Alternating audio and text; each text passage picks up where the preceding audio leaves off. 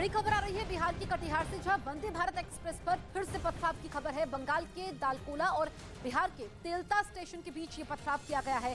पथराव से ट्रेन की C6 बोगी के शीशा टूटा है। कटिहार के बलरामपुर थाना क्षेत्र की ये घटना है। पुलिस पूरे मामले की जांच में जुटी हुई है। हमारे सहयोगी चंद्रमोहन की ये खबर है कटिहार से, जहां पर वंदे भारत एक्सप्रेस पर फिर से पथराव की खबर है। बंगाल के दालकोला और बिहार के तेलता स्टेशन के बीच में वंदे भारत एक्सप्रेस में यह पथराव होता है और जानकारी ये मिली है कि इसमें बोगी का शीशा टूटा है।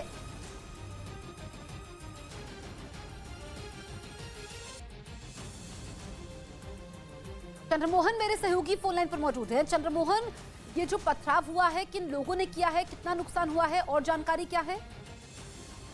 बिल्कुल, देखिए, इस पथराव के बाद बलरामपुर थाने की पुलिस और साथ ही जीआरपी थाने की पुलिस पूरे मामले की जांच कर रही है और जो जानकारी मिली है उसके मुताबिक पथराव से ट्रेन के जो C6 बोगी है उसके शीशे टूटे हैं और सीसीटीवी खंगालने की कोशिश की जा रही है कि कितने लोग मौजूद थे जिन्होंने पत्थरबाजी की है, जिसकी वजह से वंदे भारत एक्सप्रेस की C6 बोगी के शीशे क्षतिग्रस्त हुए हैं। और साथ ही ये भी जानकारी जुटाई जा रही है कि ये जो रूट है कटिहार से बंगाल तक जाने वाली रूट है, इससे पहले भी यहाँ पर पथराव की बात सामने आई थी, तो कहीं उसी से जुड़े हुए लोग नहीं तो शामिल नहीं है इस पथराव में। तो इस पूरे मामले की जांच चल रही है और जांच के बाद आगे कार्रवाई की बात की जा रही है। लेकिन साफ तौर पर यह कहा जा रहा है जीआरपी के तरफ से और साथ ही जो लोकल पुलिस है उसके तरफ से कि अगर कोई भी वंदे भारत एक्सप्रेस जो हमारे और आपके लिए ट्रेन चलाई गई है उस पर अगर पथराव करेगा तो उसके खिलाफ कड़ी कार्रवाई की जाएगी। बिल्कुल चंद्रमोहन, ये भी बताइए कि क्या ट्रेन की आवाजाही पर असर पड़ा है? ट्रेन रुकी हुई है?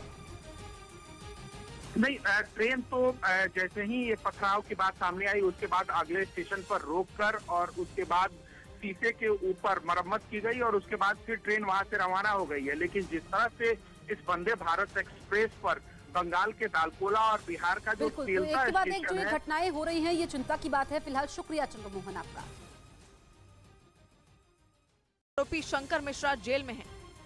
उधर अजरबैजान से तनाव के बीच आर्मेनिया के सैन्य अड्डे में आग लग गई, जिसमें 14 सैनिकों के जिंदा जलने की खबर आई है। इस मामले में आर्मेनिया की सेना के एक सीनियर अधिकारी को बर्खास्त कर दिया गया है। क्योंकि आर्मेनिया के पूर्वी हिस्से में हुआ यह अग्निकांड मामूली नहीं था। इसमें आर्मेनिया के 15 सैनिक जिंदा जल गए, 7 जख्मी हुए, जिनमें 3 की हालत गंभीर है। इस मामले में आर्मेनिया की सरकार सख्त है। वहां के रक्षा मंत्री का कहना है कि आग स्टोव जलाते हुए लगी, यानी मामला लापरवाही का बना, जिसकी वजह से आर्मेनिया की सेना के एक बड़े सैनिक को बर्खास्त होना पड़ा। लेकिन जांच अब भी लगातार जारी है क्योंकि दाल में काला हो सकता है, जिसकी सबसे बड़ी वजह है सैन्य अड्डे का पूर्वी आर्मेनिया में होना। क्योंकि पूर्वी आर्मेनिया का ये इलाका अजरबैजान की सीमा से लगता है और नारगोनो काराबाग की वजह से आर्मेनिया और अजरबैजान की जंग होती रहती है। 2020 में तो दोनों देशों ने 6 हफ्ते तक जंग भी लड़ी थी और बाद में सैन्य समझौता होने के बाद जंग रुकी। लेकिन दुश्मनी की चिंगारी सुलगती रही, जो समय समय पर आग बनकर निकलती है। और इसी वजह से आर्मेनिया के सैन्य अड्डे में लगी आग की जांच हो रही है, क्योंकि हो सकता है कि आग लापरवाही से नहीं बल्कि दुश्मन की किसी चाल की वजह से लगी हो।